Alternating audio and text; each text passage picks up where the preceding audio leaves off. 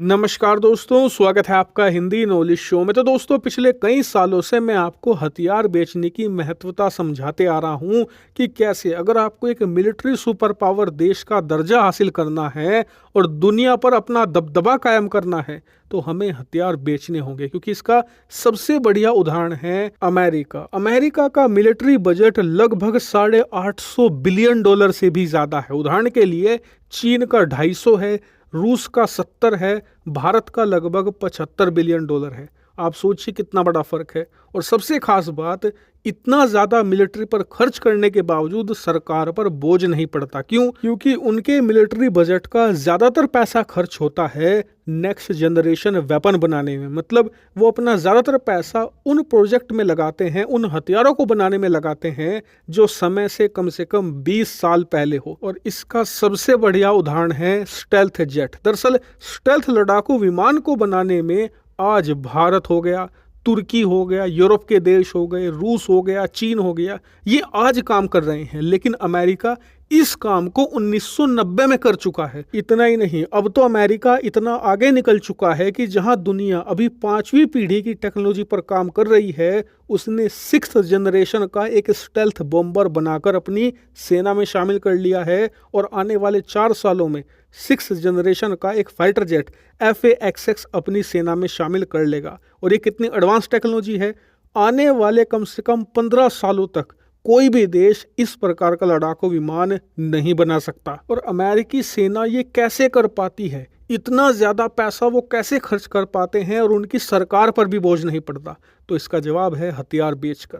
जब वो अगली पीढ़ी का लड़ाकू विमान बनाते हैं तो पिछली का बेचना शुरू कर देते हैं। जैसे कि उन्होंने जो 5वीं पीढ़ी का लड़ाकू विमान था F-35, उसे बेचना शुरू कर दिया अब से 6 साल पहले। वो क्यों? वो तो एक बढ़िया टेक्नोलॉजी थी। उसकी टक्कर का लड़ाकू विमान स्टेल्थ के मामले में पूरे वर्ल्ड में आज तक कोई नहीं है। उसे अमेरिका ने 6-7 साल पहले बेचना शुरू कर दिया था दूसरे देशों को। और कई ने कहा कि अमेरिका की गलती है, वो इतनी प्रीमियम टेक्नोलॉजी, इतनी एडवांस टेक्नोलॉजी दूसरे देशों के हाथ में डाल रहा है। लेकिन वो आलोचक ये नहीं जानते थे कि अमेरिका ऑलरेडी इससे भी खतरनाक टेक्नोलॉजी FA-XX, जो 6ठी पीढ़ी का लड़ाकू विमान होगा, उसका निर्माण कार्य शुरू कर भी चुका है। और उसके लिए अमेरिका को पैसा चाहिए, इसीलिए वो F-35 को बेचकर मोटी कमाई कर रहा है। और उस कमाई से इससे भी ज्यादा घातक हथियार तैयार कर रहा है। और अमेरिका ऐसा पिछले 150 सालों से करता आ रहा है। ये सक्सेस का फॉर्मूला है और अमेरिका की सेना इतनी शक्तिशाली है, इसी का परिणाम है। भारत भी ये करना शुरू कर चुका था अब से 3-4 साल पहले। लेकिन इस फॉर्मूले को हासिल करने में भारत को परेशानियां हो रही थी, क्योंकि भारत को उसके हथियारों के ग्राहक नहीं मिल रहे थे। लेकिन आज भारत को इस फॉर्मूले में पहली सबसे बड़ी सफलता मिल चुकी है। दरअसल आप सभी लोगों को पता होगा कि भारत को आकाश मिसाइल डिफेंस सिस्टम के कितने ज्यादा ऑर्डर मिल रहे हैं। ओमान के साथ लगभग डील हो चुकी है, अर्मेनिया के साथ तो डील हमने सील भी कर ली है, ऑर्डर मिल चुका है कई $100 मिलियन का। इसके अलावा कई अरब के देश हैं, इंडोनेशिया है, इसके अलावा वियतनाम है, ये भी ऑर्डर देने वाले हैं। यानी कि आकाश मिसाइल डिफेंस सिस्टम भारत का कमर्शियली सबसे ज़्यादा सक्सेस हासिल करने वाला हथियार बन चुका है। और इसका परिणाम क्या हुआ?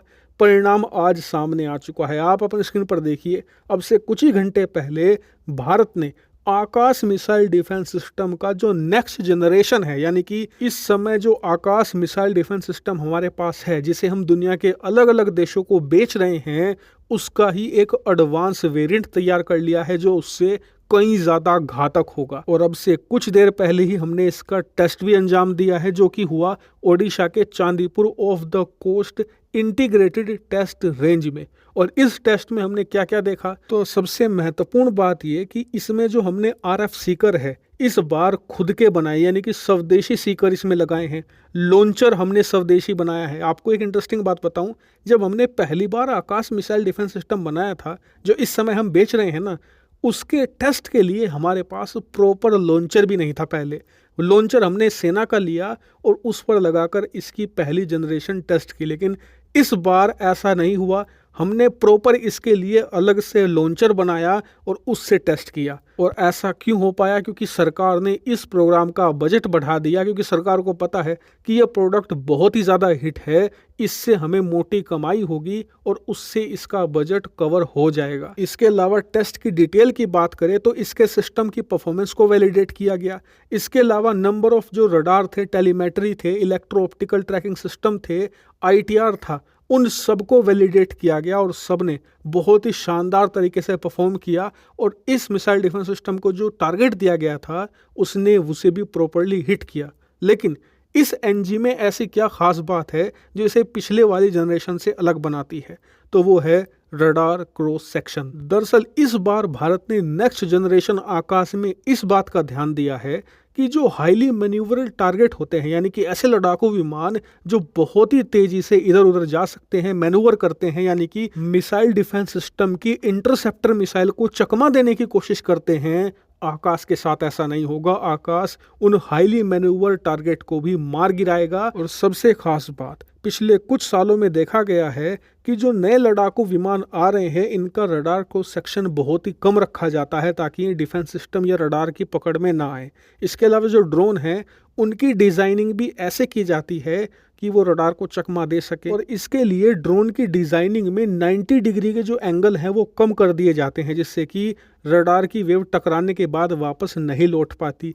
इसके अलावा कई बार ड्रोन में रडार वेव को सोखने वाली जो मटेरियल होती है, जो स्टेल्थ लड़ाकू विमानों में यूज़ की जाती है, उसे थोड़ी मात्रा में लगा दिया जाता है ताकि रडार बिल्कुल भी ना पकड़ पाए।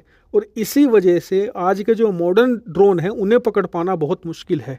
इस नेक्स्ट जनरेशन में इसी बात का ध्यान रखा गया है कि रडार क्रॉस सेक्शन कितना भी कम क्यों ना हो, आकाश उसे पकड़ लेगा। और ये सब कुछ संभव कैसे हो पाया है? हमने आकाश को जमकर बेचा है, उसे एक्सपोर्ट किया है, जिससे कमाई हो रही है। और सरकार भी इस प्रोजेक्ट में जमकर पैसा डाल रही है, क्योंकि उन्हें पता है ये प्रोडक्ट बहुत ज़्यादा बिकेगा, इसकी जो कमाई आएगी बजट भी कवर हो जाएगा और इसका जो नेक्स्ट जनरेशन है जो इसके भी बाद आएगा उसके लिए भी पैसा आ जाएगा। यानी कि आप देखिए, हमें 1-2 ऑर्डर मिले हैं वो भी एक हथियार के, और उसने कैसे काया पलट कर दी है डिफेंस इंडस्ट्री की।